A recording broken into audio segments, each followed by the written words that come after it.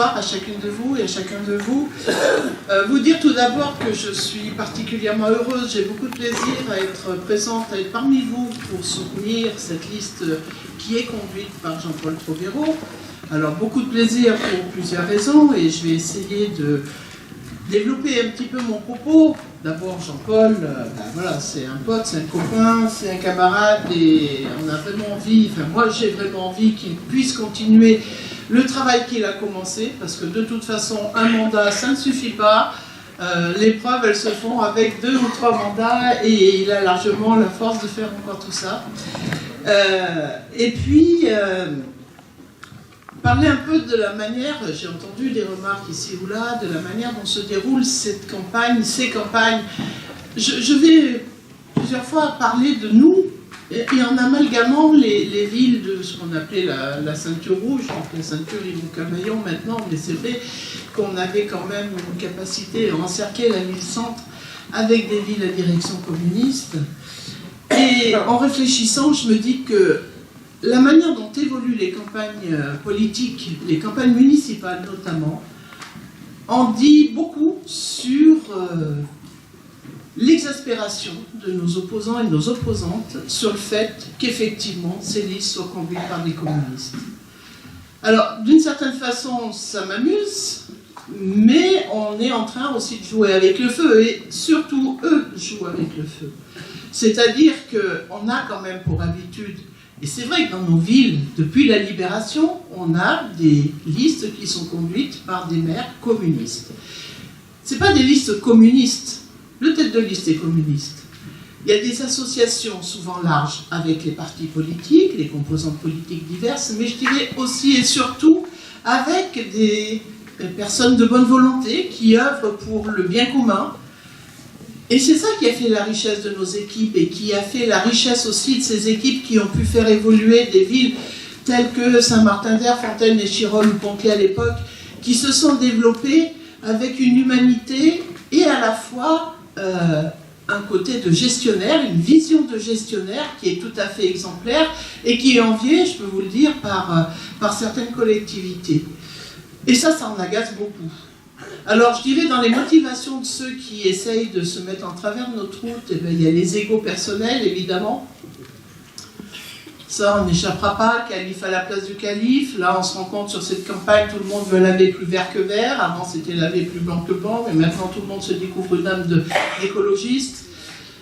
Ils veulent tous être à la place du chef. Mais je me dis parfois, s'ils savaient le boulot que ça représente, parce que pour travailler en proximité de maires et d'élus à un niveau assez important, je peux vous dire que c'est un travail de tous les instants. On se couche avec la ville dans la tête, on se réveille avec la ville dans la tête. Et ça, je ne suis pas sûre que tout le monde en ait vraiment conscience. Et sont en capacité de porter cette charge, parce que c'est une charge, même si c'est d'un intérêt extraordinaire, c'est passionnant, parce qu'on travaille avec des gens, on travaille avec de l'humain, mais c'est pas aussi simple que ça. Donc le petit plaisir qu'ils peuvent se faire en essayant de casser du coco, et on est à la limite, on est avec des méthodes qui avaient lieu pendant la guerre froide, quoi. On veut casser du communisme, ça leur devient insupportable. C'est des faux débats, c'est des fausses colères, c'est des faux arguments. Et ils auraient tout intérêt, ils se grandiraient tout à fait s'ils continuaient à travailler comme on a travaillé pendant ces années. Et je le disais tout à l'heure, finalement, on continue à travailler avec le PS de manière assez harmonieuse sur les différentes alliances qu'on peut créer sur nos collectivités. Et malheureusement, c'est des personnes qu'on a cru plus proches encore de nous, je parlerai de la fille notamment, qui nous plante le couteau dans le dos aujourd'hui et qui nous tourne le dos carrément et qui nous savonne la planche.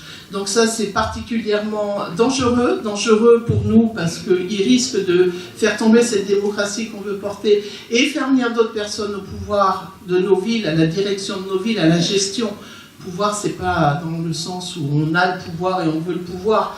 Parce que je vous assure que parfois le pouvoir, on voudrait bien le passer à d'autres pour se libérer du travail que ça représente. Mais ces personnes ne se rendent pas compte de l'irresponsabilité de leur acte en agissant de la sorte.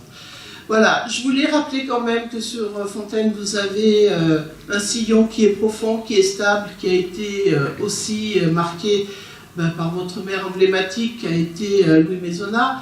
Moi j'en parle avec une tendre affection parce que c'était un pote de mon papa et que voilà, ils ont travaillé ensemble pour le parti, mais aussi pour les collectivités, pour l'intérêt des personnes, des publics, des habitants, des habitantes. Et c'est quelque chose qui est important. Alors oui, on a un terreau qui est fort et il faut qu'on continue à rester dans ce sillage-là pour apporter le meilleur. Parce que Fontaine, c'est une ville populaire, mais elle est tellement riche de ses habitants et de ses habitantes. Moi, j'ai travaillé quelques années dans un centre social sur Fontaine. Je me suis régalée. Alors, je me suis régalée dans beaucoup de centres sociaux. Mais c'est vrai que ce qui se passe, ce qui est porté par les associations, quand il y a de l'humain, quand il y a ce portage humaniste, eh ben, ça fait une énergie qui porte et qui permet d'avancer. Et quand on est soutenu par la collectivité, ben, c'est le must, quoi. Voilà, donc je voulais quand même vous appeler toutes et tous. Je crois qu'il faut vraiment qu'on prenne cette conscience-là qu'on n'a plus que 2 jours. 2 jours pour convaincre, pour parler autour de soi, à ses amis, ses voisins, ses voisines, ses collègues, pour aller voter, bien sûr, pour bien voter, pour voter pour la... Bravo. Pour voter pour la liste... C'était un ballon vert. Vous allez dire très bien. Pour voter pour la liste Fontaine, notre planète commune, qui est conduite par Jean-Paul Trovero. Et il faut vraiment qu'on ait un maximum de voix. Et dès le premier tour, donc essayez de faire comprendre ça aux gens que dès dimanche, il faut qu'ils se mobilisent, qu'ils votent et qu'ils votent bien. Parce que les niveaux de 5% et de 10%, ben, en fonction du nombre d'exprimés, ça peut influer sur un certain nombre de choses pour le deuxième tour. Je vous souhaite plein de courage et puis surtout bonne chance pour la suite.